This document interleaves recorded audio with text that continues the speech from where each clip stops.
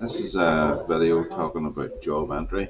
So, uh, first one I'm going to do is just entering a job technically without a sales order or a sales order recommendation. So this is straight job entry. So in here, uh, whenever you click this, you've got a list of all the current jobs that are in the system.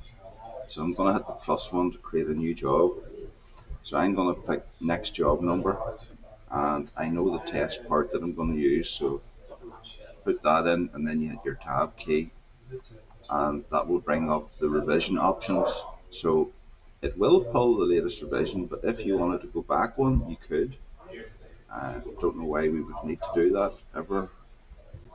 But, so I'm going to put on here two, and you put in the required by date. So I'm going to say 31st.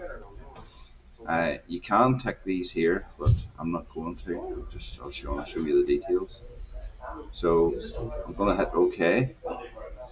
So this is created job 110, and you'll see it's engineered, but it's not released. So it's released whenever you uh, permit it to go to the floor. So in here, you could actually change the required by date if you wanted. Uh, Gives you the details, and you see here, because we didn't do this based on a sales order, this is make to stock. So this would be used for a condition where, say you wanted to build up stock of a bracket or something, and you hadn't initially changed the min-max stock value for it. So in theory, if you had a slot in your production, you could make some stock orders. They would then be consumed into a sales order whenever that would happen.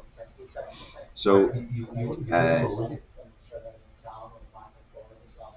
to send it to the floor, you click the Get Details button, and this pulls up the revisions, and you hit OK. And these are all the processes within this.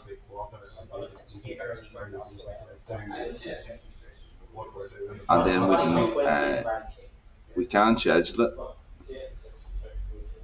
So for example, here you could say this one here is pretty. In fact, I don't need to do that, because this one here has uh, a pretty short lead time, so it's going to schedule it to the next available slot anyway. So I'm going to release this order, and then it brings up this scheduling screen. We only schedule backward. I think it's set up in the system that you can only do that. So that works back from the due date. Hit OK, and that puts in the other required dates. So in other words, if it's required by the 31st, it's put in the final operation after done the day before. So that job's now open, and it will be showing up in whenever the MRP runs that night. It will then show up that the parts within this need made or purchased. So hopefully that helps.